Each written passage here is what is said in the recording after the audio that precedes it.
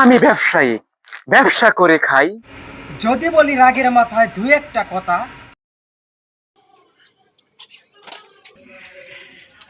গ্রাম অঞ্চলে দোকান করা কেমন চলে ভাই?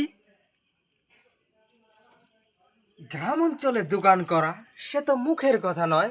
এইখানে 10 টাকা বিক্রি করলে 20 টাকায় যায় বাকি। ভাবছেন আমি মিথ্যা বলছি?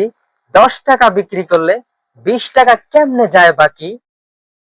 কাস্টমার আছে আমার অনেক, হাতে নিয়ে মাল, বলে ভাই টাকাগুলো দিব আগামীকাল। এইভাবে বেশ কিছুদিন বাকি নিবার পর আসে না আর দোকানে, আমার দিয়ে যায় ফাঁকি। এইভাবে কেটে যায় মাসের পর মাস। আমার দোকানের সামনে দিয়ে গিয়ে পাশের দোকান থেকে কিনে নিয়ে আসে তার নিত্যদিনের পণ্য।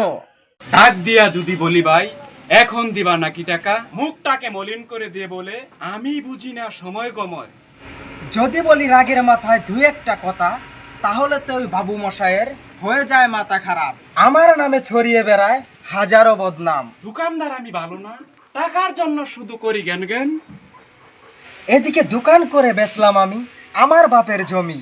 এজন্যই তো 20 বছর দোকান করেও কিনে খেতে হয় আমায় বস্তার চাউল। সবাই যদি নিজ থেকে করতো পাওনা টাকা উসুল, তাহলে কিছু জমি কিনে খেতে পারতাম চাষবাস করে। সেই সকাল 6টায় আসি, 12টায় যাই।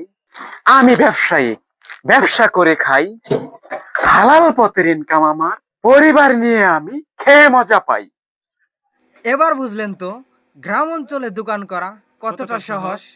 আমাদের ভিডিওটা যদি ভালো লাগে লাইক কমেন্ট শেয়ার করে সবার মাঝে পৌঁছে দেন। ধন্যবাদ। ধন্যবাদ।